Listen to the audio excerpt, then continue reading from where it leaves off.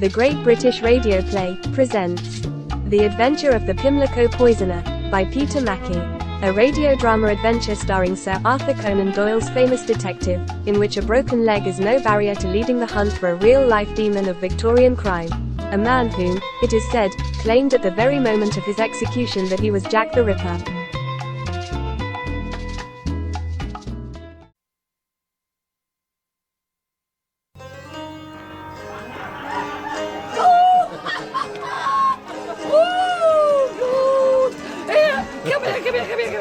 What you say your name was again? Naylor! Clam Naylor! That's a funny name. Oh, good. Oh, I've never been out with a doctor before. Still, you know how to give a girl a good time. I'll say that for you. I'm pleased you've enjoyed yourself, my dear. Here, where are we going? I don't live down here. It's quieter this way. Oh, yeah. Well, that depends what you're up to, doesn't it? Well, you gonna kiss me then, or do you want to? I was wondering, how do you feel now? How do I? Oh, yeah, Dave. Oh, what's gone, yeah. Stuff you give me to the trick, all right. Good. I think perhaps you'd better have some more. Oh, no, I don't need any more. I feel all right, I tell you. Come along now, doctor's orders. Ooh, well, in that case... That's better.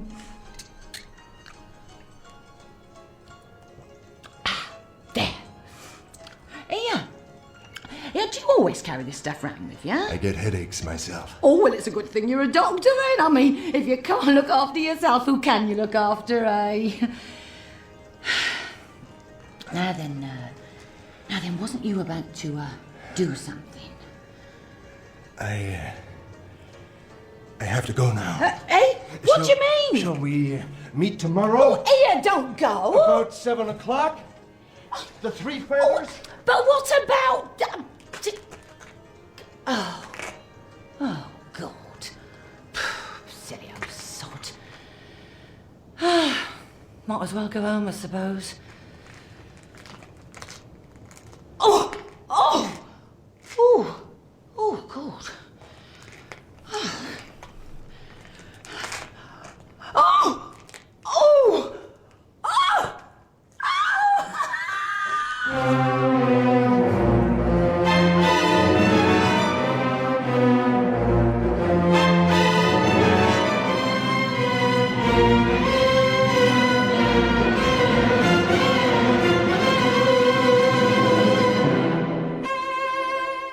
We present William Chubb as Sherlock Holmes and Crawford Logan as Dr. Watson in The Adventure of the Pimlico Poisoner.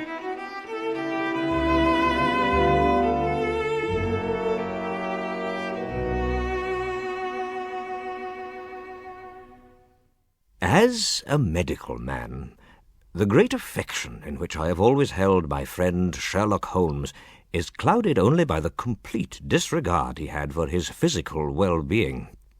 However, I have chronicled such circumstances far too often for my readers not to be aware of a remarkable constitution which, despite frequent abuse, sustained him through periods of intense mental and physical exertion that would have wrecked many a lesser being. Nevertheless, the late summer of '91 was one of those rare occasions when the criminal element of our great metropolis had good reason to breathe more easily and operate with comparative impunity. For Sherlock Holmes, the world's first consulting detective, scourge of their nefarious professions, blight on their illegal activities, was convalescing. Watson? Huh? Would you be so good as to shut the window? Of course. Sorry, old boy. Didn't realize you were in a draft. Should have spoken up sooner. Can't have you taking a chill, can we? Shh. Something wrong? A moment, Watson. Yes, definitely. 5/16 of an inch. 5/16. Over a gap of 5/32 of an inch. What are you doing, Holmes? Just an experiment. By listening to the noise that my knuckle makes when I strike this wretched cast of mine, I can establish its precise thickness at any given point. Well, you see where I've managed to scrape a hole through the plaster with my pocket knife? Yes. That was my reference, a standard to which I could work. Now, after considerable practice, I can not only tell you if there is a gap between flesh and casing, but precisely what that gap is, give or take a 32nd of an inch. Really? Any particular reason for this? Well, either the plaster or my flesh has contracted. I meant, is there any scientific reason for your experimentation? None whatsoever. Then, if you don't mind my asking, just why are you... Because I'm bored, Watson. For 5 weeks I have lain on this couch waiting for my broken limb to heal. 5 weeks of stagnation, impotence, frustration, and boredom. Oh. It hasn't been easy, you know. I've done my best to amuse you. My dear Watson, please forgive me. You have worked miracles, and I couldn't be in better hands. And of course, my present predicament was entirely of my own making. You mustn't blame yourself. It was an accident, old boy. Could have happened to anyone. To descend in haste from a hansom cab in pursuit of justice is understandable. To do so without checking if pavement was available, the height of stupidity. Let's see if we can't find something to occupy you then. Read the personal column yet? Twice. Well, how about, a game of cards? You know my views on that particularly mindless pastime. I don't know what to do for you, Holmes, I'm sure. In which case, might I suggest you go down to Mrs. Hudson's cellar, where you may find a brace and bit amongst the tools she keeps there. Brace and bit? What on earth for? I have a mind to test my plaster cast hypothesis. You mean to drill through? Can you think of a better way of verifying my measurements? I forbid it. You could do yourself all kinds of damage. Perhaps a little pain would prove diverting. Really, Holmes? Just my joke, Watson. You're quite right, of course. I shall just have to wait until the cast is removed. Which is in 2 weeks, I believe. 3. Then, in the meantime, I had better put in some target practice. Pass my revolver, would you? I fancy SH on the wall over there would prove a most effective decoration. Mrs. Hudson warned you about that last time. Aha! The threat of eviction. Most unlikely. I really am an excellent tenant. Besides, what better protection than having one of the best marksmen in London under your roof whilst you sleep? All right, no target practice. Then, I'm afraid, Watson, there's nothing for it. It'll have to be the syringe. No. Be good enough to pass it to me, would you? I don't know where it is. In the chimney where you hid it. How do you know? Perfectly simple. There was soot on my hand. You're far too wily an old bird for that. What then? A purely natural reaction to my mentioning the word syringe. You glanced at the chimney. I'm not going to fetch it for you. Quite right. Why should you encourage me in such an abominable practice? Which means I shall have to fetch it for myself. Hand me my stick, would you? No. You really wish to see me crawl to my addiction? Ah, a reprieve. Yes. For both of us. Just what you need, Holmes. A visitor. I doubt it. Lestrade, perhaps. Shouldn't think so. Your brother, then. Mycroft never leaves the Diogenes Club. I'm sure it's someone for you. I hope you're right. For both our sakes. Oh, I swear these stairs never used to be as steep as this. Good morning, Mrs. Hudson. Oh, they take your breath away, they do. Thought I heard a ring at the door. Oh, gentleman to see Mr. Holmes. Gave me his card. Thank you. Ask him to come up, would you? Oh, very well. It is someone for you, Holmes. The butcher, the baker, or the candlestick maker? His card. Let me see. Well now, Earl M. Klein, detective. Do you think he wishes to consult me, Watson? Undoubtedly. An unusual name. Yet I cannot recall Mr. Klein in any investigative capacity. You will see him. Of course. Who knows what diversion the possessor of such an unusual name may provide? Notwithstanding my delight that here at last was some possible stimulation for Holmes' extraordinary mind, I could not help feeling a certain apprehension as our visitor came up the stairs to meet me. Well over 6 feet in height, heavily built, with a massive lower jaw that protruded in an aggressive fashion. Despite a thick, luxuriant moustache, he was almost totally bald, with just a few strands of limp, gingerish-coloured hair that hung down over the back of his neck like a fringe. To complete this bizarre appearance, his spectacles had been fitted with darkened lenses, thus making it impossible to determine the true expression of his countenance. You must be Dr. Watson. Indeed, sir. I have been looking forward to meeting you for many years. Oh? America is not so far away that we haven't heard of Sherlock Holmes's most able assistant. Delighted to make your acquaintance. And I yours, Mr. Klein. And, where is the great man? In here, if you would care to... With pleasure. Mr. Klein. Forgive me if I don't get up. Not at all. Sherlock Holmes, I am honored, sir. Honored to meet the greatest man in our profession. Let me shake you by the hand. A pleasure to meet you, Mr. Klein. But one that hardly matches mine, sir. Why, you are a legend. A living legend. You have been in England long? Less than a month. I would have come sooner, but, well, professional duties. I'm sure you understand. Of course. Do take a seat, Mr. Klein. Why, thank you, sir. Would you gentlemen mind if I smoke? Not at all. A habit I often indulge in myself. You'll find an ashtray on the table beside you. Thank you. I see you smoke McCracken's number 2 leaf. A little mild for my taste. Mr. Holmes, you amaze me. This cigarette came from my case. How on earth did Every you... profession has its store of secrets, Mr. Klein. But of course, you are well aware of that. Now, what was it you wished to see me about? I presume it is a professional matter. Indeed it is, sir. And if you permit me, I'll come straight to the point. No sense in beating about the bush, as they say. Quite. The Pimlico murders. What about them? A nasty business. Undoubtedly. 2 murders within a week and a few hundred yards of each other. To the point, Mr. Klein. Public confidence in the official force is low. There are rumors that we have another Jack the Ripper on our hands. So what is your proposition? You're ahead of me, Mr. Holmes.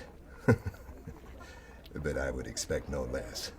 My proposition is this. We work together. We solve the Pimlico murders, bring the criminal to justice, and share in the generous fees your government will willingly pay to have this matter resolved.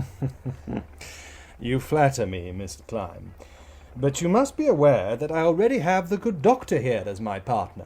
I must therefore decline. Come now, Holmes. This is exactly the opportunity you've been waiting for. I think I may be the best judge of where my best opportunities lie, But Watson. surely, with Mr. Klein out in the field, as it were, and you here to contribute analysis and deduction, why... We'd have the rope round the villain's neck in no time at all. Exactly. Well, Holmes, what do you say? Simply this. Be kind enough to shut the door as you leave. For one agonizing moment, I feared the American detective was steeling himself to spring at Holmes. His huge hands whitened against the wooden arms of his chair, and his lips tightened into a malevolent, bloodless slit. I was reminded of the deadly reptiles I had encountered during my Afghan service, and began to calculate the time it would take me to cross the room to the drawer in which I kept my old service revolver. Very well, Mr. Holmes. Have it your way. I'm sure we will meet again. I'd say there was no doubt of that, Mr. Klein. By the way, do you intend to resume your walk in the park when you leave here? How on earth did Had you been man- lying in the same prone position as myself, you would undoubtedly have observed the traces of damp grass and leaves that have adhered to the soles of your boots. The pavements of our capital streets are not noted for their vegetation. Good day to you. Splendid, Mr. Holmes. Splendid. Your reputation is fully justified. Should you change your mind, please be good enough to contact me through the personal column of the Times. You know, I almost wish I was not on the side of law and order. You would make a splendid adversary. Strange fellow. And a somewhat dangerous one, I shouldn't wonder. Really? Certainly no more a detective than Mrs. Hudson a surgeon. Although when you consider the way she wields the knife when cutting our Sunday roast, perhaps I do her an injustice. He's an impostor, then. Most certainly. That the possessor of such a singular appearance should choose to enter a profession where anonymity can be considered a distinct advantage is doubtful. That he should fail to see how I could deduce that he smoked McCracken's No. 2 leaf, highly questionable. And that the only way he can be contacted is via the personal column of the Times, utterly preposterous. Yes, I had my doubts. I must say, Holmes, he was impressed by that cigarette business. Perfectly simple. Oh, to you, perhaps. Perhaps you'd care to, In my experience, American visitors to this country invariably prefer to smoke American cigarettes. As far as I'm aware, the only stockists of American cigarettes in London are Mulrain and Forsyth in Regent Street, and the only brand they stock is McCracken's No. 2 leaf. Well? Oh, yes. As you say, perfectly simple. So, Watson, it seems we have something worthy of our talents at last. The Pimlico murders. But I thought a few days ago you didn't seem particularly interested. That was before we met Mr. Earl M. Klein. Oh, I see. That is, no, I don't see. You know my methods, Watson. Use them. And I recommend that you start from the premise that Mr. Klein may not be all that he seems. In the meantime, perhaps you would be so kind as to remind me of the facts of these Pimlico killings again. I presume you still have the newspaper clippings? Yes, they're over here. Ready for filing. Then you have my undivided attention. Please proceed. Well, now. It would seem that on the evening of 13th of October last, Ellen Dodsworth, aged 19, was seen strolling along the Vauxhall Bridge Road. Suddenly she pitched forward onto the pavement as if paralysed. On being taken to her rooms, she developed convulsions and began screaming in agony. During the brief intervals of her torment, she gave a somewhat garbled account of being given a drink out of a bottle with white stuff in it by a tall man in a top hat earlier that evening. She died before reaching St. Thomas's Hospital, and the subsequent analysis of the contents of her stomach revealed the presence of strychnine. Not very pleasant, eh, Holmes? Holmes? The facts of the second murder, Watson. Very well. That took place, yes. 4 nights later in the Belgrave Road. Before her death, the victim, who's not yet been named, also referred to a tall man, a silk hat, and a bottle of white stuff from which he had encouraged her to drink. She was able to add, however, that the man had described himself as a doctor and had peculiar cross eyes. The cause of death was later established as strychnine poison. What are the police doing to catch this fiend? Has Jack the Ripper re-emerged in Pimlico, that sort of thing? Well, I'm afraid that's all, Holmes. Not much to go on. You surprise me, Watson. How's that? Based on what we know, I have already explored several speculative avenues, some of which need only the addition of a few facts to establish their validity. Really? How did you, Mr. Klein! Consider this, Watson. Why should an individual with such an obviously high regard for his own abilities invite me to be his partner against crime? And while you are considering, perhaps you would be so kind as to open our door to the visitor who rang a few moments ago. I hear his steps on the stairs. It's funny how you can go for days without a caller and then... Oh, Lestrade, good morning. Morning, Doctor. Is he in? Do come in, Inspector. Oh, good morning, Mr. Holmes. How's the leg today? Still weighed down by the wonders of modern surgery, but hardly worth the mention. After all, men of our profession rely more on mind than limb. Although there are occasions when the latter can be useful. Oh, yes, whatever you say, Mr. Holmes. Though I wouldn't like to be without the use of one of my pins, I can tell you. Then why not rest them on that chair whilst you tell me the purpose of your visit? Thank you. Not another Pimlico poisoning, I trust? Oh, far from it, Mr. Holmes. Almost wish that were the case. At least it might give us a clue and put us on the track of this madman. If I can be of any assistance, you know you only have to ask. Yes. Well, the truth is, I just don't know which way to turn. We're no nearer catching the poisoner than we are flying to the moon. The trouble is, the longer it goes on, the more likely it is there'll be people trying to copy him. Well, it always happens. The public want results. They want him caught. How can I be of service? Do you have any new information? Well, we still only know what's been reported by the press, and that's scant enough. I tell you, Mr. Holmes, we're dealing with the most dangerous type of criminal here. A maniac with no motive. And there's no telling when he's going to strike again. Then between us, Lestrade, we will do our best to ensure that will not occur. You have my word on that. Oh, thank you, Mr. Holmes. I don't suppose...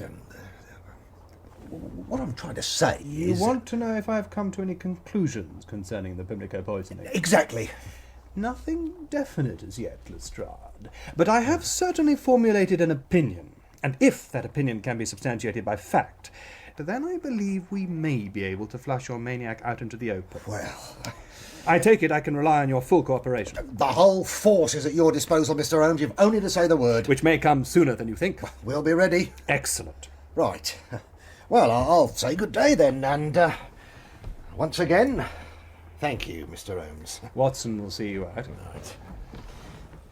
Oh, there was something else. This note came in this morning. That's from a crank, of course. Get them all the time on this sort of case. I thought you might find it amusing. Thank you, Lestrade. A little diversion would be most welcome. Yes. I'll see you out then. Oh, yes, thank you. Well, good day to you, Lestrade. Thank you, Dr. Watson. Good day. Hey, you've cheered him up, Holmes. Holmes? Well, well. Our man certainly has the cheek of the devil. Lestrade was right about our dealing with a maniac. Listen to this. I am willing to give you such assistance as will bring the murderer of both Ellen Dodsworth and Matilda Clover to justice, providing your government is willing to pay me £100,000. Good heavens. I know his identity. Yours faithfully, Liam Lenser, consulting detective. What do you make of that, Watson? I'd say you'd better watch out for yourself, Holmes. Too many consulting detectives can't be good for business. Nothing like healthy competition, Watson. Even from a murderer.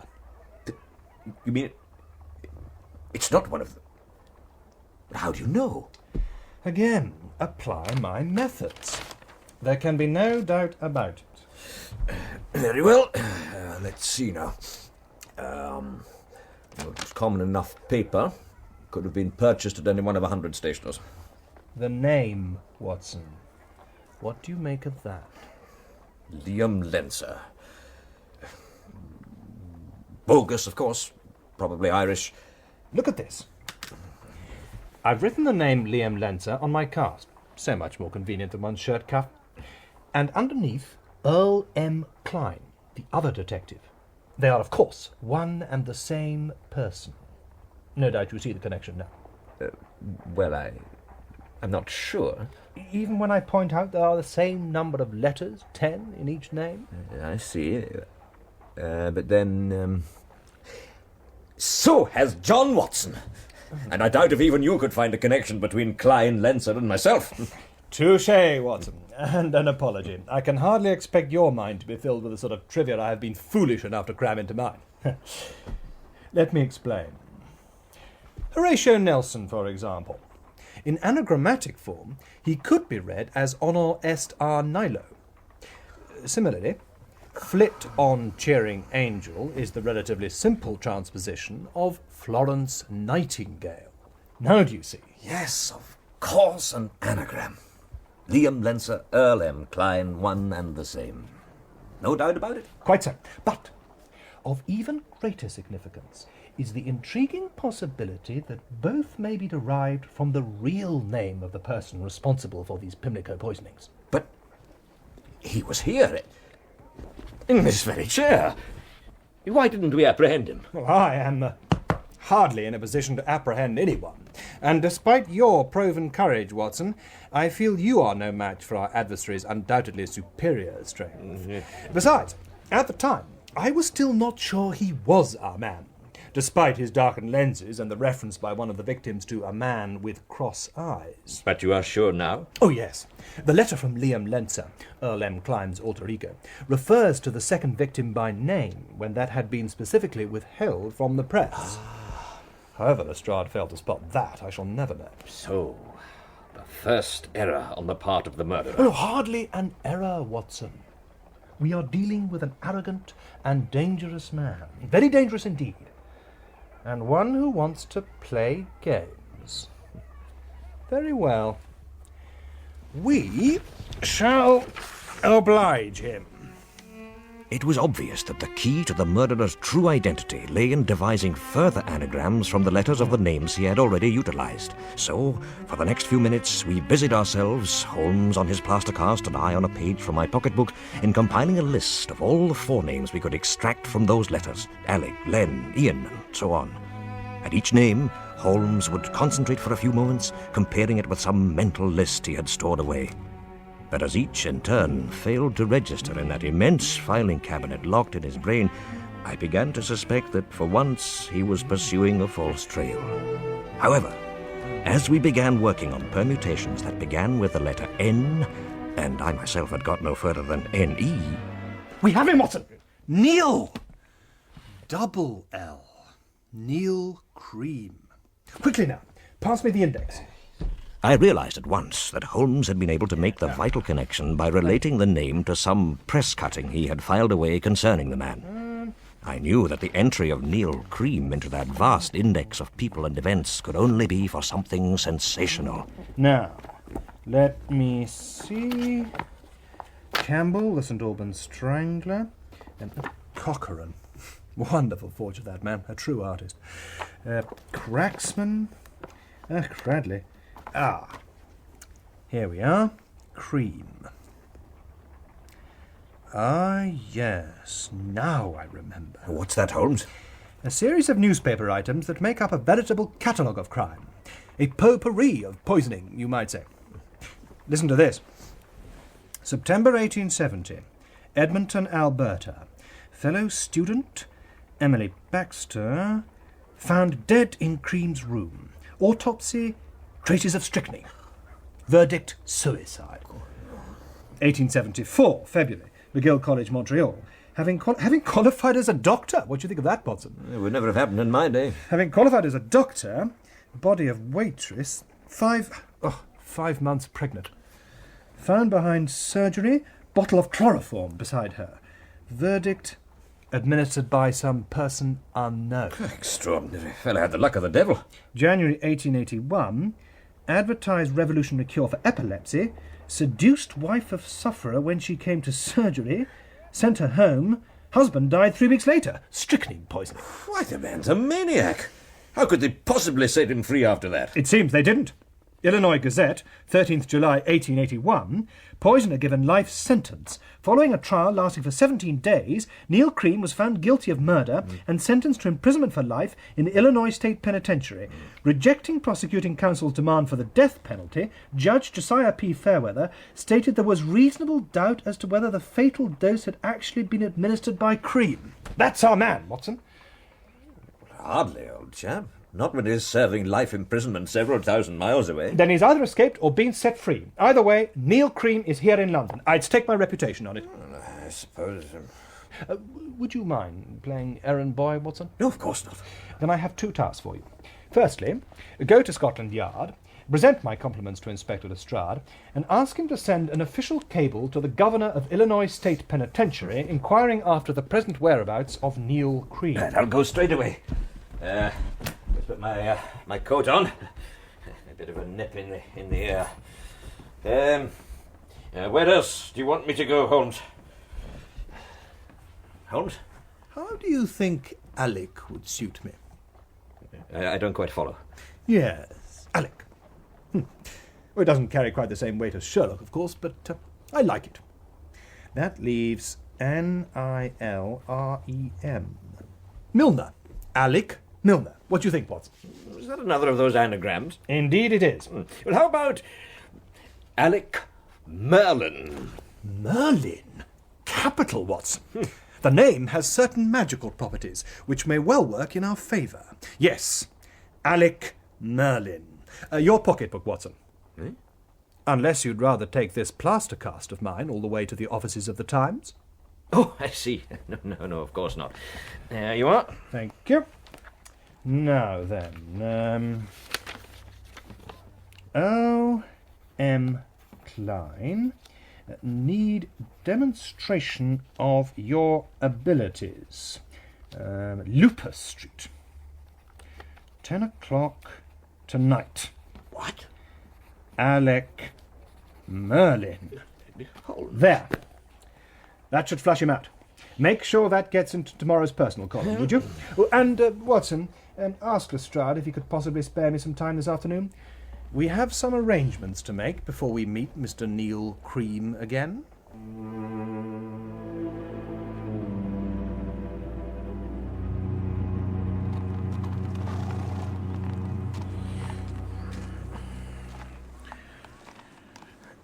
You warm enough, Holmes? Perfectly. I can't have you going down with a chill. Certainly the night for it. Pity they can't come up with a way of heating these cabs. Are you sure you wouldn't like another rug? Do stop fussing, Watson. I'm just looking after my patient. Would have thought you'd have learned to put up with it by now. Simon Horsath. And who might he be? No one, really. Well, no one in particular. Another of those anagrams. Well, certainly not of Neil Cream. My name, actually. Really? Simon Horsath? John H. Watson? You have the better of me, old boy. No. I omitted the John and used my middle name. The H stands for Hamish. How very interesting. What time is it? It's about 7 minutes to 10. Can you see anything in the street? Quiet as the grave. Mind you, can't see that much of it. Damned fog. Not the sort of night to be out and about. Perhaps even Cream will think better of it. He's here already, Watson. Where? Out there, in Lupus Street. I know he is. I feel it. I don't see how you can be so sure, old boy. I mean, he might not even have looked at the personal column today. Impossible. I suppose you know your man, Holmes. Mind you were right about his being here in England. Released from the penitentiary less than a month ago. Good behaviour of all things.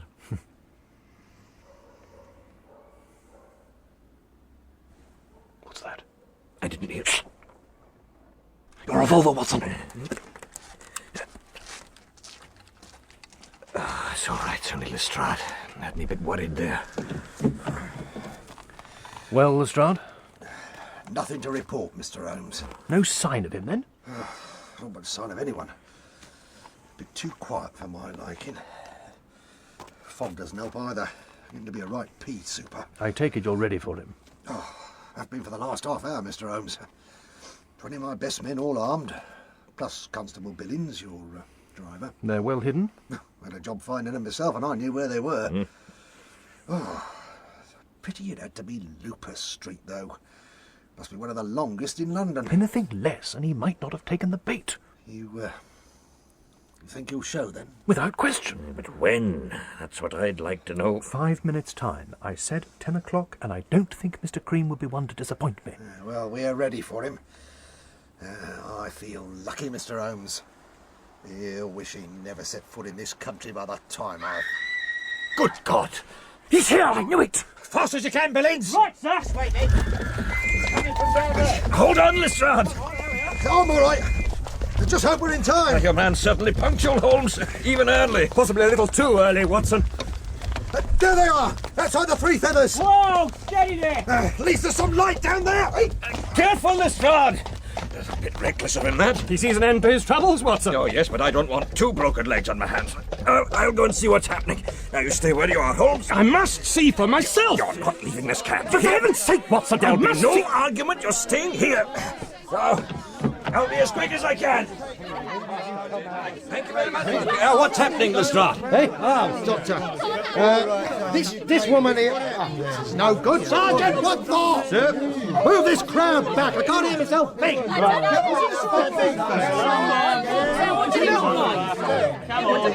Well, that's better. Now then, this is Jeannie Thompson.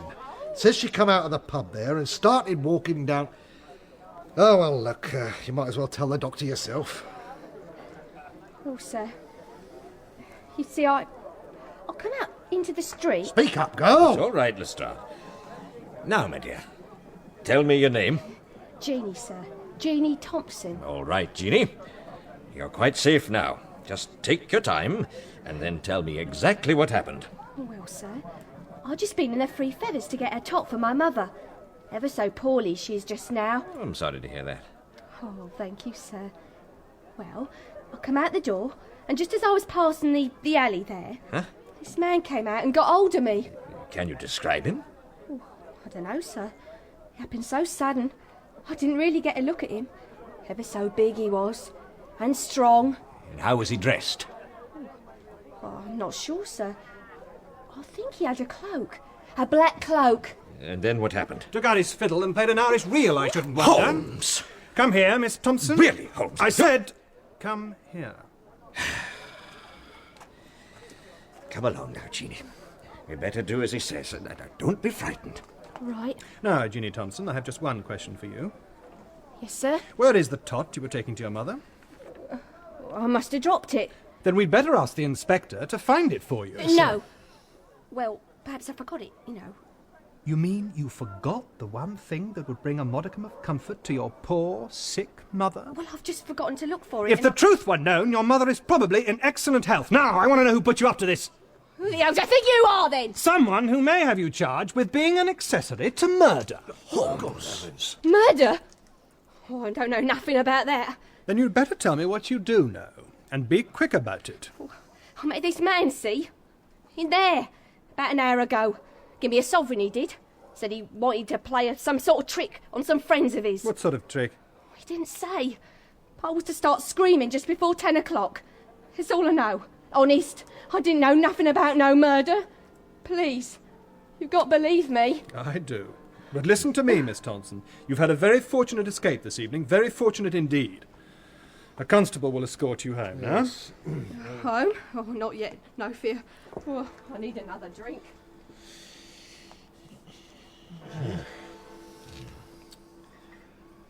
Well, Mr. Holmes, seems we missed him this time. I think not. But, how do you mean? Listen. Well? It's 10 o'clock, Lestrade. The appointed hour.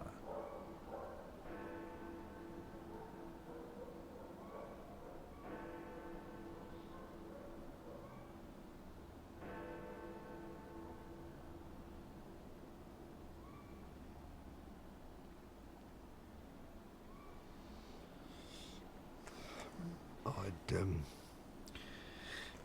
better tell my men to stand down, Mr. Holmes. Never mind, Holmes. There's always another day. You'll have the last laugh, I know that. Thank you, Watson. I have to admit, Cream may well have got the better of us on this occasion, and yet I'm not completely convinced. Come on. What? Did you hear that, Mr. Holmes? What? He's still here! Into the cab! What? All of you, fall into the street! Come on! Come on, then! This way! All right, Billings! Quick as you can now! Right you are, sir! As we sped back down Lupus Street in the direction from which we had come but a few short moments before, I was only too well aware how Holmes would be reproaching himself for having endangered the life of an innocent person in his attempt to catch this fiend. I earnestly prayed that we might at least be in good time to save that life. even if Cream were to make good his escape on this occasion. The door, Watson! Hurry! Now look here, Holmes, that leg of yours. I take full responsibility. Come on! Sergeant Cross, take 6 men and seal that end of the street. Any sign of him, Lestrade? Ah, Mr. Holmes. If he's still here, we'll catch him. I fear the fog may be in his favour. The victim, is she... She's all right. Sergeant Woodthorpe's with her. I must speak to No, her. I'd rather you didn't, Mr. Holmes. She's very distressed. Seems our friend tried to force her to drink from his bottle. His bottle of white stuff, no doubt. No doubt. Perhaps you'd be so good as to take a look at her, Doctor? Yes, of course. Really, It's for the best, Mr. Holmes. I'll take a full statement from her tomorrow. You're quite right, Lestrade. I've done enough damage for one evening. No, Mr. Holmes, I had didn't no mean- right to risk an innocent life. You were trying to protect a lot more. And not making a particularly good job of it. You've no reason to reproach yourself. You flushed him out. It's a damn sight more than I was able to do. But I didn't net him, Lestrade. Oh, you will, Mr. Holmes. I know you will. Perhaps. Ah, everything all right, Doctor? I think so. No real harm done. She's been through a terrible ordeal, of course, but she's young. Good night's sleep, that's what she needs. Yeah, I'll get Woodthorpe to see her home. And, perhaps you'd best do the same with Mr. Holmes here. Eh? Oh, right, yes. Leave him to me. I'll say good night then, Mr. Holmes. Billings will drive you back to Baker Street. I'll probably stop by in the morning. Unless we catch him tonight, of course. Oh, I'm inclined to agree with you about this fog being in his favour. Good night, Lestrade. Yes. Good night. Come on then, Holmes. Time we had you tucked up in bed. I've failed, Watson. Nonsense. I've failed because I treated this whole business as a game. A game with Neil Cream as my opponent. Nothing wrong with playing games, old boy. Not when you deliberately choose to ignore the stakes. A woman's life, Watson. But she's alive. She's all right. This time, it will not happen again. Come on now, Holmes. In the cab with you. That's it. And don't go taking all the rug this time, eh? I don't want to end up as my own patient. Right-o, Billings. Baker Street.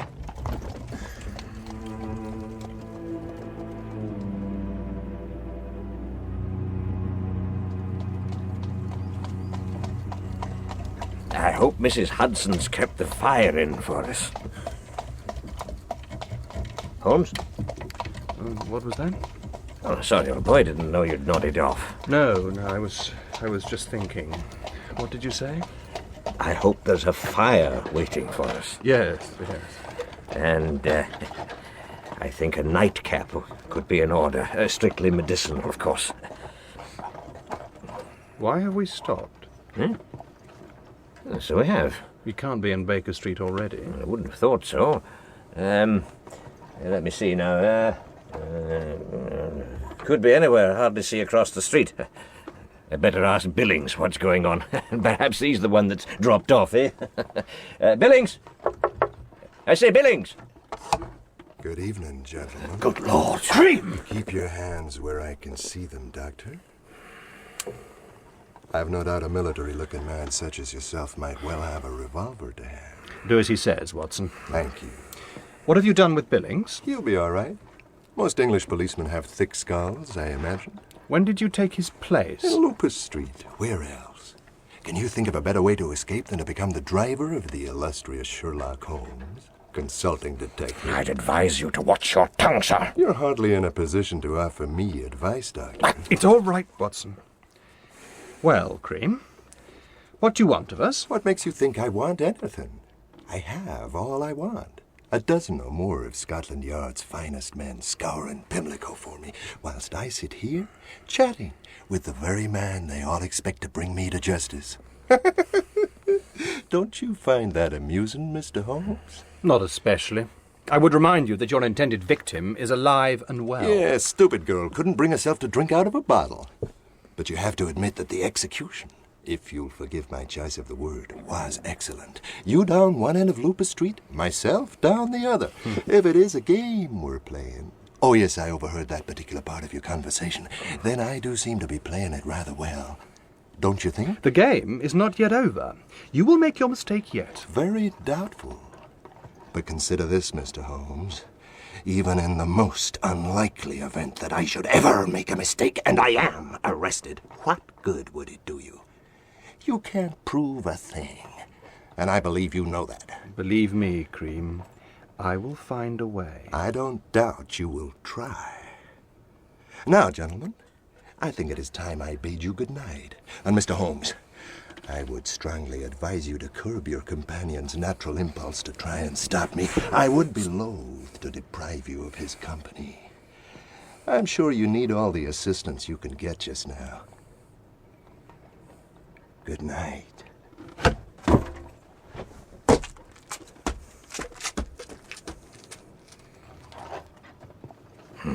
He's got nerve, I'll say that for him. Most madmen do, Watson. I don't suppose you want me to try and follow him, do you? You know, find out where he's hiding up. I'd prefer not, old friend. So we just let him walk away, as it were. Only for the time being.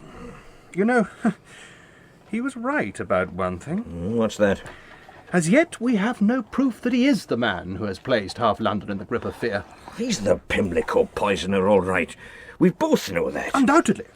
But I suspect a judge may well take the opposite view. Surely there's something we can do. I'm sure there is. And just as surely we will find it. Now, Watson, I hope you have a head for heights. How do you mean? I'm hardly in a position to climb up into the cabbie's seat. Oh, I see. No, I suppose not. Oh, well. I better get on with it. Though, how I'm going to find Baker Street in this fog, Lord only knows. Yeah. Come on, then. Gee up.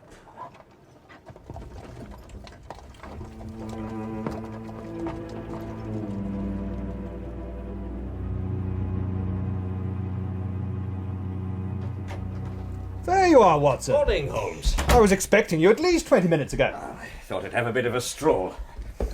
Fog's lifted, sun shining. A wonderful morning. Telegram for you. Me? From Lestrade. Seems Cream tried to obtain some more strychnine. No. Chemist in the Vauxhall Bridge Road. Lestrade wants you to meet him there. What on earth for? You're the medical man. No doubt he needs your expert opinion on some matter. I see. Well, yes, I'm sure I can point him in the right direction, as it were. You don't mind, then? Oh, not at all. How's the leg today? Oh, no problem at all. Good. I just thought all that activity last night. No damage done, I assure you. Oh, glad to hear it. Yeah, better be off then. Be as quick as I can. Expert opinion, eh?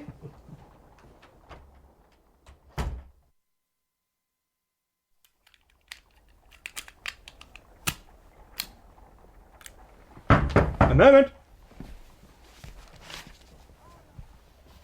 Come in.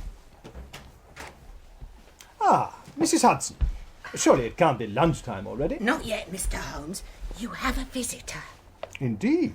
Mr. Ian Murcell. Ian Murcell? With 2 L's, of course. I don't know about that, but I've got a feeling. That you've seen him before? That's right. I'm sure you have, Mrs. Hudson. Show him in, please. This way. Thank you. Good day, Mr. Holmes. Good day to you, Mr. Murcell. Thank you, Mrs. Hudson. Very good, sir.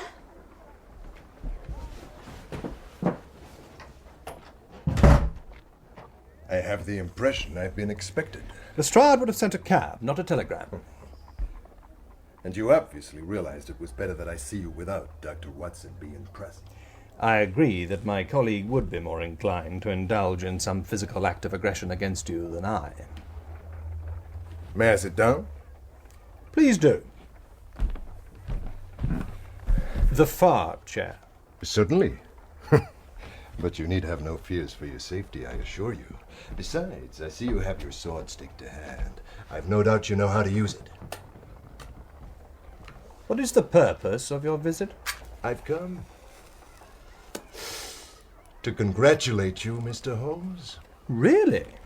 You were hardly in such a generous mood on the last occasion we met. That was last night. A good night's sleep has helped me to form a different picture. You're clever, Holmes. Damned clever.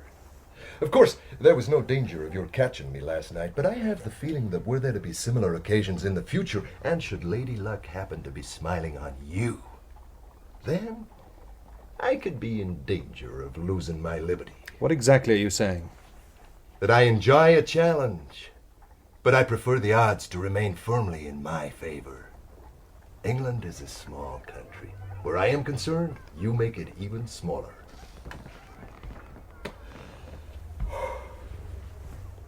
I am moving on. So, you admit defeat? Hardly. I still have my liberty. Not for much longer, I assure you. You play from a weak hand, Mr. Holmes. Perhaps in time. But I feel discretion should be the better part of valor. Which is why I have decided to move on. To where? The continent. It offers two distinct advantages. More room and no Sherlock Holmes. I should feel flattered. You may feel whatever you please. And yet I find it difficult, if not impossible, to believe you. That is no concern of mine. I think you're running away. Hardly running, Mr. Holmes. I shall catch the boat train whenever I please. With only 2 successful poisonings. I have no regrets. And 1 failure, your efforts in Looper Street hardly do you credit, Cream. A temporary setback. Nothing more. Hardly a setback. By your own admission, a somewhat pathetic end. Why, Mr. Holmes, I do believe you may be trying to persuade me to stay. On the contrary, if Looper Street is the best you can do, I, for one, will be glad to see the back of you. Have a care, sir. I came here in all good faith. I would prefer to leave that way. You may leave any way you choose. The sooner the better, as far as I am concerned. I will not be provoked, Mr. Holmes. I have the greatest respect for your abilities, and have no doubt you have enjoyed the intellectual pleasure of our dealings as much as I. Intellectual pleasure? You flatter yourself, Cream.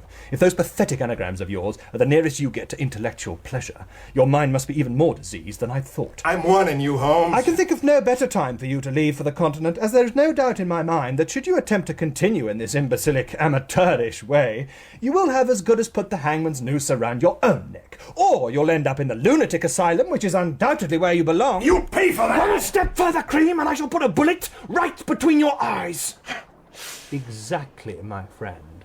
A sword stick needs mobility. A revolver merely a steady hand and an excellent eye. And I assure you, I have both. You wouldn't dare. Not here. Perhaps you'd care to put that to the test. It would be murder. I hardly think the destruction of vermin would be considered a capital offence. Very well, Holmes. Now listen carefully. I should prefer not to listen to your rantings, Cream. Just close the door on your way out, there's a good chap. You pay for this, Holmes. I swear that within 24 hours, you'll wish you'd never heard of my name.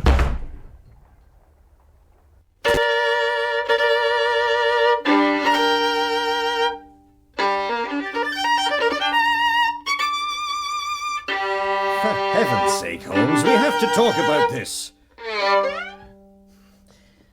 For my own part, I don't mind being sent on some wild goose chase. But when your very life is threatened by this madman, the least you can do is take it seriously. Oh, really, Holmes, you might stop your fiddling when I'm trying to talk to you. Fiddling, Watson? I may only have paid 55 shillings at a broker's in Tottenham Court Road for this instrument, but it is a Stradivarius. However, although I am perfectly willing to conduct our conversation in this delightful manner, obviously you are not. There, Watson. You have my undivided attention. I'm pleased to hear it. Well? Damn it all, Holmes, the man has threatened your life. Better my life than some innocent person on the other side of the channel. But you don't seem in the least concerned. On the contrary, I am most concerned. I simply refuse to let it deprive me of my pleasures. Few though they may be. But surely, I mean, don't you think we should inform Lestrade? The last person I would inform of my present predicament. Lestrade has many admirable qualities, but The subtle art of giving protection without advertising his presence is one which, alas, I fear has passed him by. But you can't just sit here and wait for Cream to make his move. Can you suggest a more comfortable place? Well, you may not be concerned for your own safety, but I can assure you that there are those amongst us who do care. Care very much indeed. My dear Watson, good faithful friend, my only real concern is that my actions may put at risk one I hold in the deepest esteem and affection. After all we've been through together, least I can do. But as I know neither when nor where my adversary will make his move, I have no alternative but to endeavour to keep my spirits up. Put on a brave front, that sort of thing. Exactly. Well, I suppose it's for the best. And even better when one has eaten well. So, if you'd be good enough to open the door for Mrs. Hudson, I fancy I hear her step on the stairs. Yes, of course. Bearing the supper tray, I trust. Must say, I'm feeling a bit peckish myself. Oh, Dr. Watson, you made me jump. Sorry, Mrs. Hudson. Perhaps I could... I can manage, thank you. Be ashamed to drop it now. Is that game pie I see, Mrs. Hudson? It is. Excellent. And the cup that cheers, too. Well, I don't know about that, but this bottle comes with Mr. Lestrade's compliments. Come this afternoon when I was out. Very generous of him. I'll put the tray down here. I'm sure you can do the rest, Doctor. I'll take care of our patient, Mrs. Hudson. Don't you worry about that. Then I wish you'd hurry up and get him back on his feet again. I've lost count of the number of times I've been up and down these stairs in the past 6 weeks. Must have worn at least one pair of shoes out, to say nothing of the linoleum. You see, it's all your fault, Watson. I knew you hadn't been taking care of me properly. Anyone who has you for a patient, Holmes, deserves a medal. At the very least. Now, we have some serious business to attend to. Let me see the cork. I don't know why you don't just look at the label. A wine label is merely for confirmation of one's sensory analysis. There would be little point in developing an acute sense of smell if it were not to be put to the test from time to time. Now, let me see.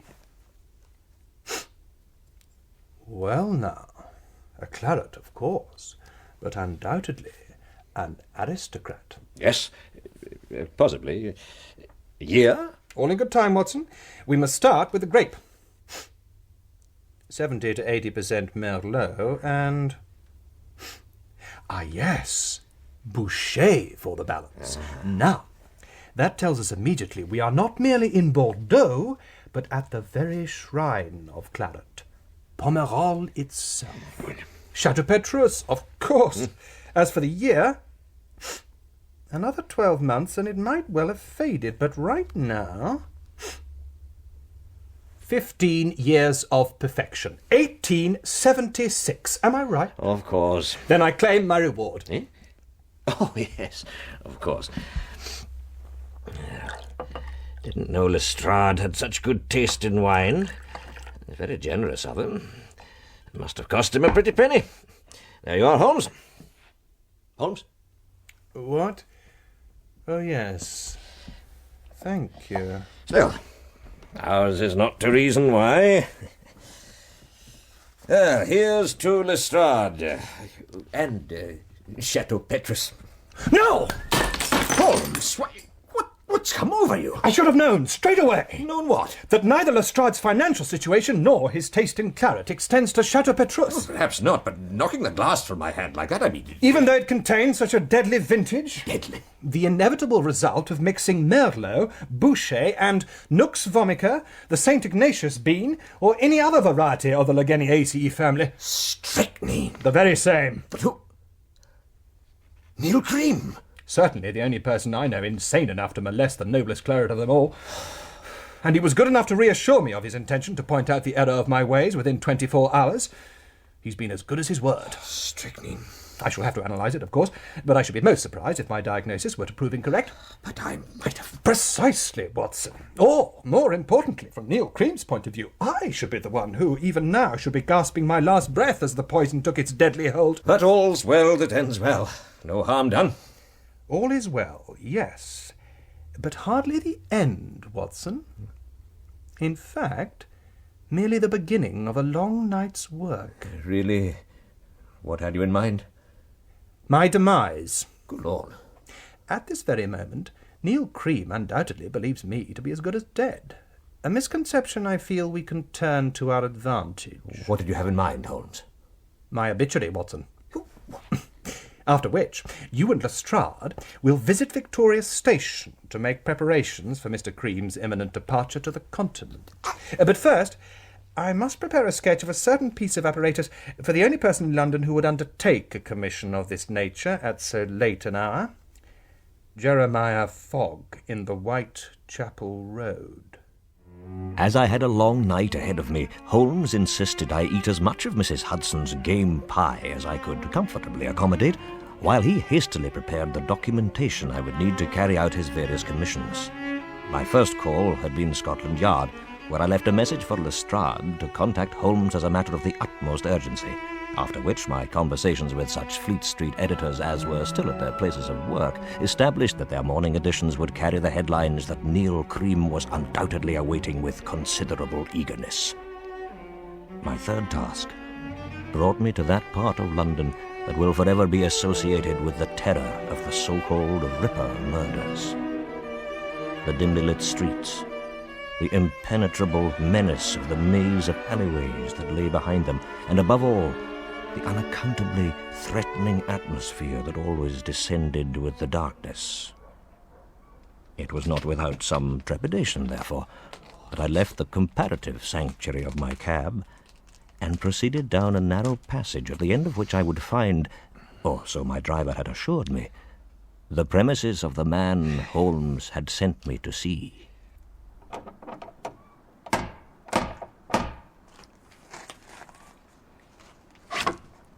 What do you want? Jeremiah Fogg. And if I am? Then I have a commission for you. Come back in the morning. Please, Mr. Fogg. Open the door. I must speak with you. I told you to come back in the morning. The job is urgent. It must be done tonight. Not by me, it won't. Now look what you've done. Get up in here! Go on, get out of it! I come from Sherlock Holmes. Do you now?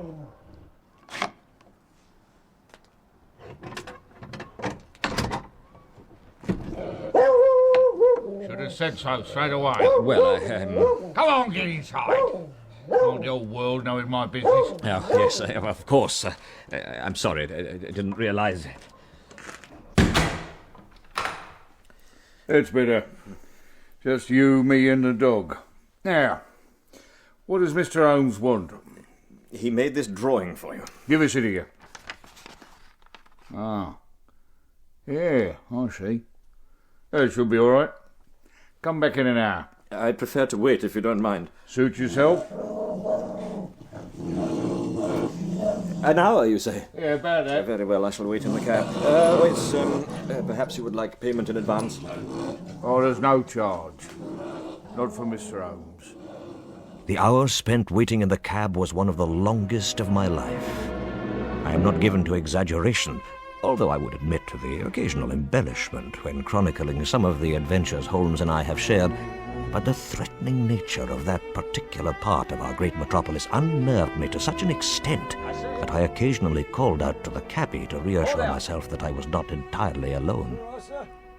But having eventually collected a small package from Jeremiah Fogg, I was much relieved to find myself once more in the sanctuary of our Baker Street rooms, where I found Holmes instructing Lestrade on the precise part he was to play in the events of the next day. There you are, Watson. Lestrade and I were just thinking of sending out a search party for you. Oh, quite right, Mr. Holmes. I mean, Doctor. Gentleman of your disposition, out by himself at 1 o'clock in the morning. Well, anything might have happened to you. Say, steady on. I know how to look after myself, you know. Of course you do, Watson. And for my money, there's no one I'd rather have by my side when danger threatens. Dear chap. And make no mistake, we play a dangerous game. A game which should be resolved tomorrow, one way or the other. We'll be ready for him, Mr. Holmes. I don't doubt it, Lestrade. Now, Watson, I presume the package you carry is from Jeremiah Fogg. Yes. There you are. He's a queer sort of cove. Well, they do say 10 years in prison can affect one's personality. Prison? You didn't tell me he'd been in prison. We mustn't hold the man's past against him, eh, Lestrade? Oh, indeed not, Mr. Holmes. You don't know what he was sent down for? Let me see now. Some sort of assault charge, as I recall. Robbery with violence, surely. With some grievous bodily harm thrown in, I shouldn't wonder. Good Lord. Had some sort of grievance, as I remember. Grudge against the whole medical profession, I think. Yeah, always swore he'd get even. You didn't say you were a doctor, did you, Watson? Well, no, I don't think so. No, couldn't have done. Wouldn't be here now if you had. Good heavens. Do you mean to say that is... Oh, you don't mean to say that. You don't think you would... Oh, I see.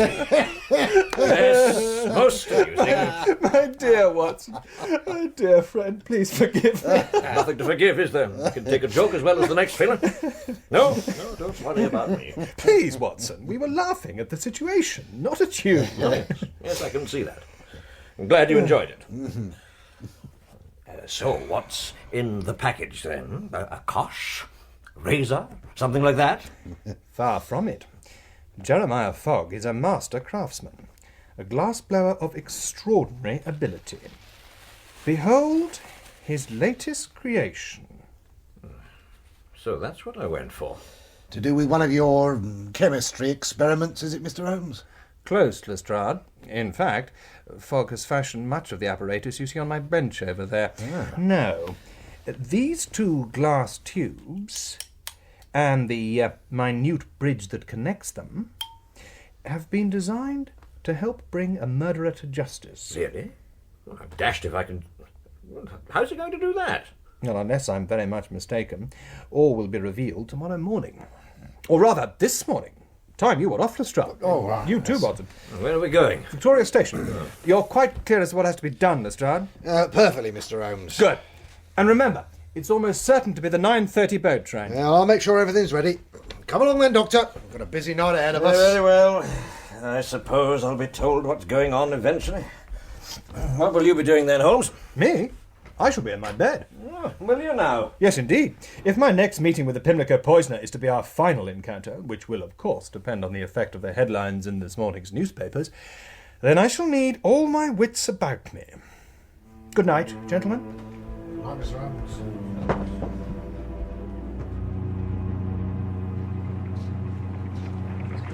Excuse me, Constable. Yes, love? I was wondering. That is, you see, my eyesight isn't what it used to be, so I don't read the newspapers anymore. Yes? But I overheard some people talking, and oh, do say it isn't true. Well, what's that then? Mr. Sherlock Holmes, they said he was dead. I'm afraid so, love. Oh, no. Looks like the work of this Pimlico poisoner again. Oh, how dreadful. Poor Mr. Holmes. There's a lot of folk that are missing. Yes, indeed. Oh, now what am I going to do? Now, you mustn't go upsetting yourself. No, it's not that. I have a train to catch, you see, and I seem to have mislaid Victoria Station. That's right. Platform 4, change at Ashford. Thank you so much. Right. Where to, madam? Oh, I have my ticket already. I'm very pleased to hear that, madam. Is there something else I can help you with? It's my sciatica, you see, and I do have this bag to carry. If you care to call a porter, madam, you'll get all the assistance you need. Next, please. But there doesn't seem to be a porter available. I'm sorry, madam, but as you can see, I am... Perhaps you would be so kind. I'm sorry, madam, I can't leave the office. Then perhaps your colleague, the young man sitting in there with you. No, I'm afraid he's not free either, madam. Now, if you would kindly stand aside, there are people waiting for tickets. But surely your friend wouldn't mind helping me. I'd be so grateful. I'll take her to the train. You'll never get rid of her otherwise. Thanks, Sergeant. Who said our policemen are never there when you want them? There's someone coming round to help you, madam. How kind. So if you could just step aside, there are other people waiting for tickets. Oh, I'm so sorry. How thoughtless of them. Right then, which platform? The boat train. This is most kind of you. Glad to be of service. Now, I'll take your bag. There we are. And if you'd like to take my arm. How charming. Thank you so much. Off to Paris, are you? Not if I can avoid it. I beg your... What the... Good heavens. Mr. Holmes. Not so loud, Sergeant Woodthorpe. I'm supposed to be dead. I know, sir, but... I mean, why are you dressed up like that? I know of nothing better to disguise the fact that one's leg is cased in plaster than the voluminous folds of a lady's skirt. Although I do admit to an aversion to wearing all the other garments that complete the ensemble of the opposite sex, particularly this somewhat ridiculous hat. I don't know, Mr. Holmes. It rather suits you. That will do, Woodthorpe. Tell me, is our man on the train? He is. Like you said, sir. We told him there was only a private carriage left. And he took it? Didn't give it a second thought. Lestrade and Watson, are they ready? Just like you instructed. Tickets, please. Have your tickets ready, Have you got a ticket, Mr. Holmes? My bag, please. Hey? Oh, yes. There we are. Now, where did I put? Ah, yes, here we are. Thank you, madam. And one platform ticket. He's my nephew, you know. Thank you, madam. Have your tickets ready, please. All tickets, please. Thank you, Auntie. Enjoy the relationship while you can, Woodthorpe. I'm sure Inspector Lestrade will be anxious to know you have played your part in the appropriate manner. Quite, sir. Begging your pardon, sir. How's that leg of yours? The sciatic or the plaster one? The one in plaster. I'm certainly looking forward to sitting down in a first-class smoker for an hour or two. This coach, sir. Third compartment down. The door, if you would be so kind. Good luck, sir. Aren't you going to say goodbye to your Aunt Woodthorpe? Oh, yes. Take care of yourself, Auntie. Have a good trip.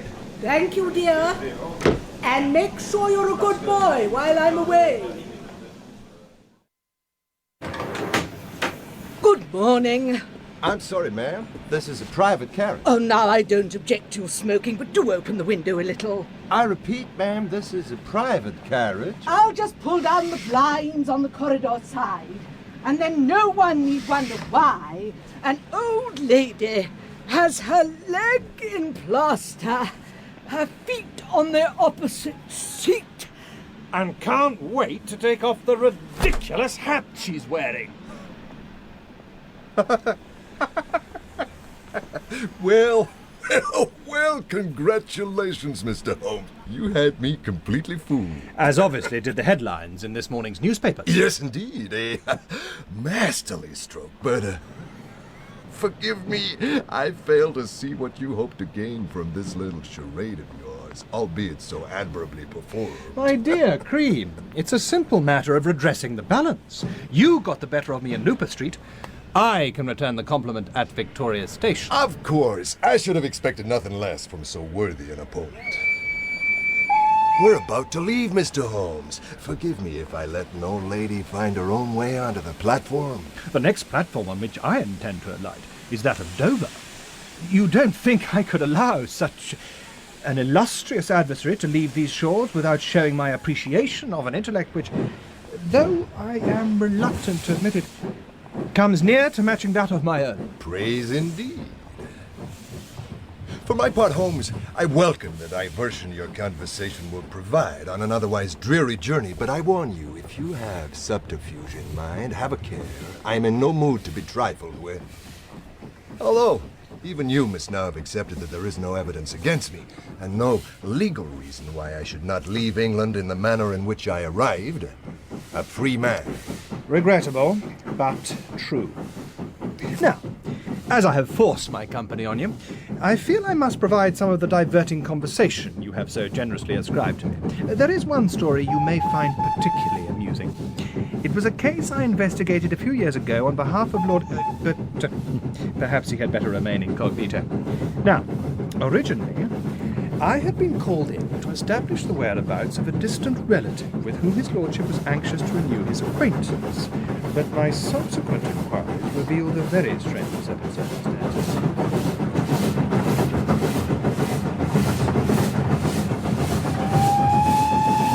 Although the only tangible evidence I had was the fact that the incorrect grade of lubricating oil had been applied to the flywheel, his lordship was generous enough to admit I was right. And paid my fee there and then. So there was no missing relative? And no crime. Although, I do feel that the caprices in which certain members of our aristocratic families indulge themselves should be dealt with by a stiffer sentence than mere expulsion from their clubs. Capital, Holmes. I should have loved to have seen his lordship's face when you showed him the empty bread bin. It was rather amusing. Oh, that reminds me, Cream. Talking of bread bins, a toast. I thought we might drink to the recent skirmishes we have enjoyed, in which neither of the best men won. I doubt if the dining car could supply a vintage worthy of the occasion. Perhaps a dope. Yes, I anticipated that, and I took the liberty, yes, here it is, of bringing a bottle that may just live up to your expectations. Admittedly, not quite as noble as the one you sent round to me last night, but nevertheless, it should suffice. Come now, Holmes. You don't seriously expect me to drink from any bottle of wine you produce? And surely you don't expect me to be so naive as to attempt to deceive you by using your methods.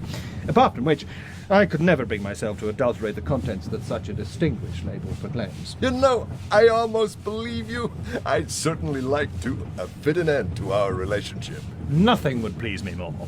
But, as you obviously require more substantial proof of my motives, we will first remove the cork.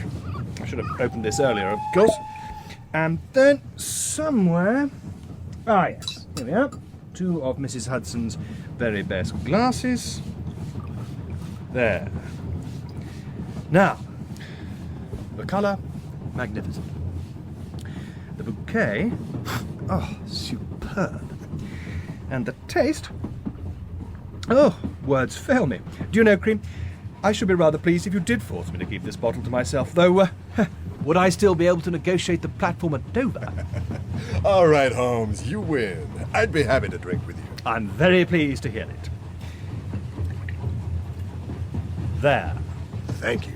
I drink to a master. And I drink to the world's greatest consulting detective. Your health, Mr. Holmes. And yours, Mr. Cream.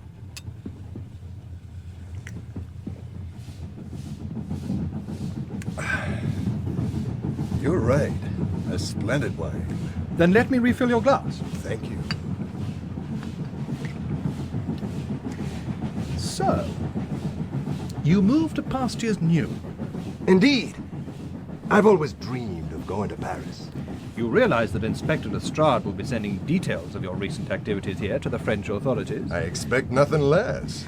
I have a mind to advise him against it. Now, why should you wish to do that? Well, quite simply because I'm not entirely convinced you are what the more sensational elements of our popular press have come to refer to as the Pimlico poisoner. Really?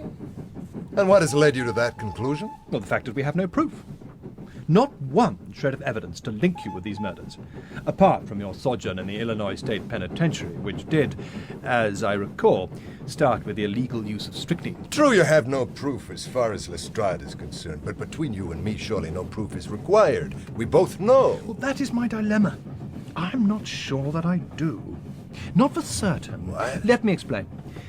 Suppose, just suppose, mind you, that you are not the murderer, but you were so fascinated with the crimes that were baffling the police that you decided to capitalize on their inability to solve them by embarking on an intellectual duel with myself. Hardly likely. But perfectly plausible. Then tell me this. Why did I take the place of the police coachman in Lupus Street that night? Sheer effrontery. Also to make me believe that you were the murderer.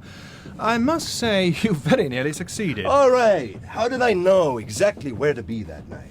How could I have known an attempted murder would take place at exactly 10 o'clock? Yes, I thought about that. I can only conclude that not only did you set up the false alarm at the far end of the street, but you also persuaded another young lady to scream at the top of her voice 10 minutes later. Nonsense! Not only that, you also paid her enough to make up some cock and bull story about a large man with whiskers and a bottle of white liquid. Make no mistake, Holmes, I am the Pimlico poisoner. And if it's proof you want, listen very carefully to the following facts. Facts that did not appear in the newspapers. Ellen Dodsworth, 19, yes, but born in Bradford, not Leeds. 4 months pregnant at the time of death. Orphan. Matilda Clover, music hall artist. Favorite food, oysters. Favorite drink, champagne. Father, a lighterman. Brother, a waiter. Mother, dead. How'd you know all this? Because they talked to me. They talked to me. Before I made them drink. And what did you make them drink? Whiskey? Gin? I made them drink from my bottle. Which contained? Strychnine. So now do you believe me? Or do you need further proof? No. I think that should be sufficient. All right, Watson, Lestrade, you can come in now. What is this? What are you doing? Making you feel better. They do say confession is good for the soul. This won't work, Holmes. We shall see. May I introduce Inspector Lestrade of Scotland Yard? Dr. Watson, you know. Neil Cream, I arrest you for the murder of Ellen Dodsworth and Matilda Clover. Do you now? It is my duty to warn you that anything you say... I've heard all that before. On what grounds are you making these charges? Your confession, Mr. Cream. It's my word against yours, Holmes. And that of Lestrade and Watson. Really? Are they prepared to perjure themselves? Not at all. They overheard every word you said from the next compartment. Every word, clear as a bell. Both of us. Come, gentlemen, you stretch my patience too far. Apart from the noise of the train, there are 2 seats and a partition to prevent you hearing one single word. I think not. If you please, Lestrade. Certainly, Mr. Holmes.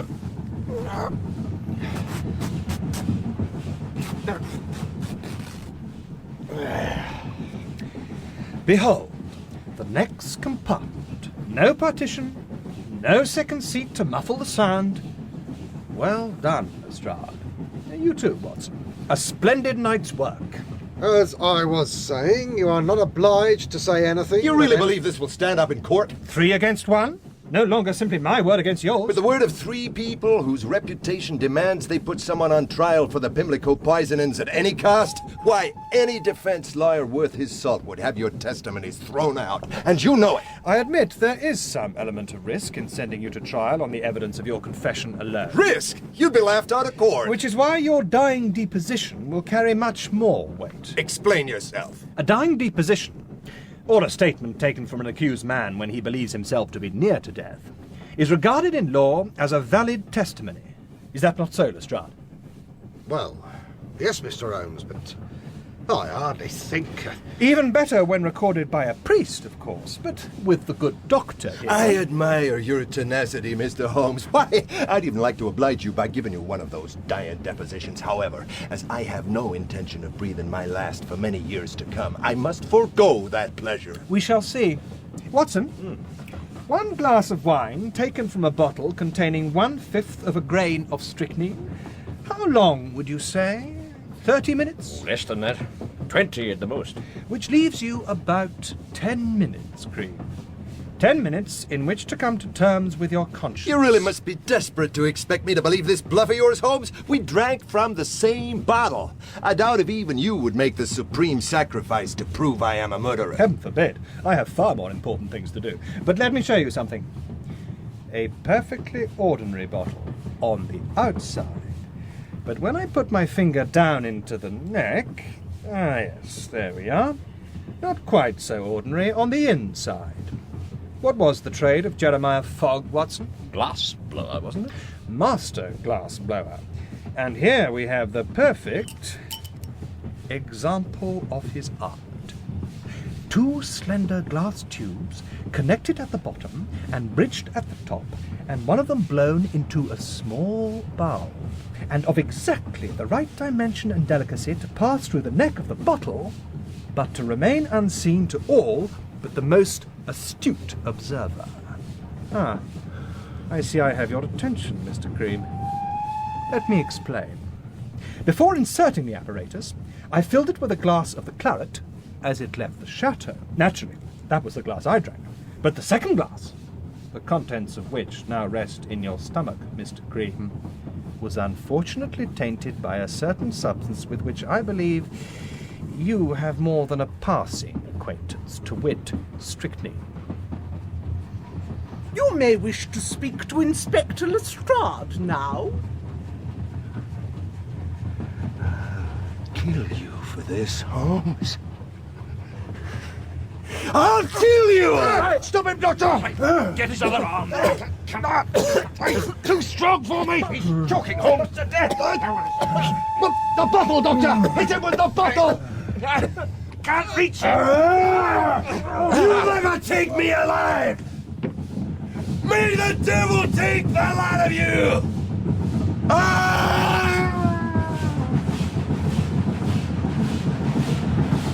You better. Can you get the door shut, Lestrade? I'll try! Are you all right, Holmes? Holmes! I killed him, Watson. I sent him to his death. You have indeed, Mr. Holmes. Had I known, I'd never have let you take the law into your own hands like this. But surely he was a dead man as soon as he drank the wine.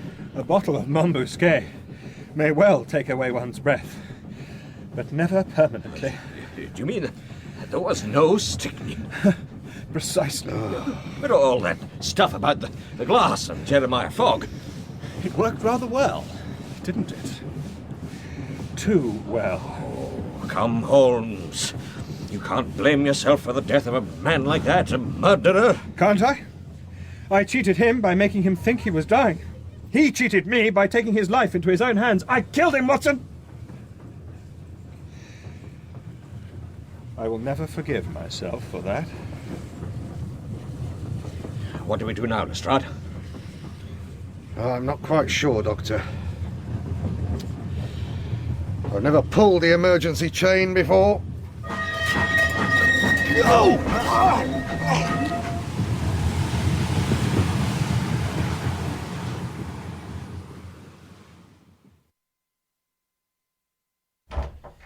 Here we are, home sweet home. Come on, old chap. Lestrade. Yes. Mrs. Hudson let you in, did she? Well, perhaps I should have waited downstairs. No, perfectly all right. Just in time to welcome home my ex-patient. In you come, Holmes. Show us all how well you can walk now. Really, Watson, I would prefer not to be treated like a 4-year-old. Good morning to you, Lestrade. Morning, Mr. Holmes. Think you can make it to the chair by yourself? For pity's sake, Watson, if this is a sample of your bedside manner, I shall be careful never to display any symptoms of whatever ails before me in the future. See what I've had to endure all these weeks, Lestrade. What a patient. Well, I'm sure it must be a great relief to you, Mr. Holmes. Getting that plaster off, I mean. You will never know how much. Now, what brings you to Baker Street? Well, I seem to have come just at the right time. You being back on your feet, as it were. That is Scotland Yard have need of your services again. Excellent. Delighted to hear it. Like to keep busy. Anything to keep my mind off that depressing business yesterday. Well, this could well have something to do with yesterday's business. You'd better tell me about it.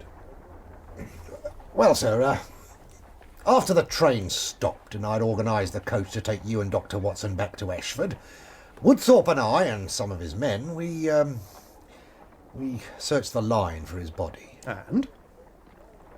We didn't find it. Well, as you know, the London train passed us just after we'd stopped, so I thought the body might have been pushed down the line a bit. Well? We covered 5 miles, both sides of the tracks. No sign of him. But he must be there. Probably rolled down the embankment, lying under a bush or something. Well, that's what I thought, sir. Sergeant Woodthorpe and his men are still searching. Then I don't see how I can help, Lestrade. I may have had my plaster cast removed this morning, but even I would not be so foolhardy as to go scrambling in and out of the undergrowth looking for Neil Cream's body. That's not what I had in mind, Mr. Holmes. You see, we had a report in from the Kent Constabulary this morning.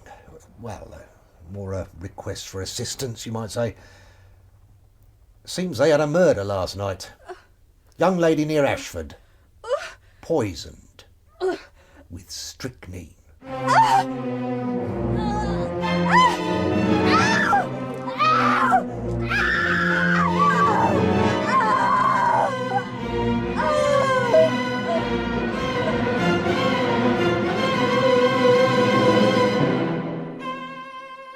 In The Adventure of the Pimlico Poisoner, Sherlock Holmes was played by William Chubb, Dr. Watson by Crawford Logan, and Neil Cream by Peter Harlow. Inspector Lestrade was Terry Malloy, Mrs. Hudson, Tina Gray, Sergeant Woodthorpe, Chris MacDonnell, and Constable Billings, Alex Jones. Jeannie Thompson was played by Kimberly Hope, Jeremiah Fogg by Roger Hume, and Matilda Clover by Susan Mansell. Holmes Stradivarius was played by Roger Cool. The Adventure of the Pimlico Poisoner was written by Peter Mackie and directed at Pebble Mill by Nigel Bryant.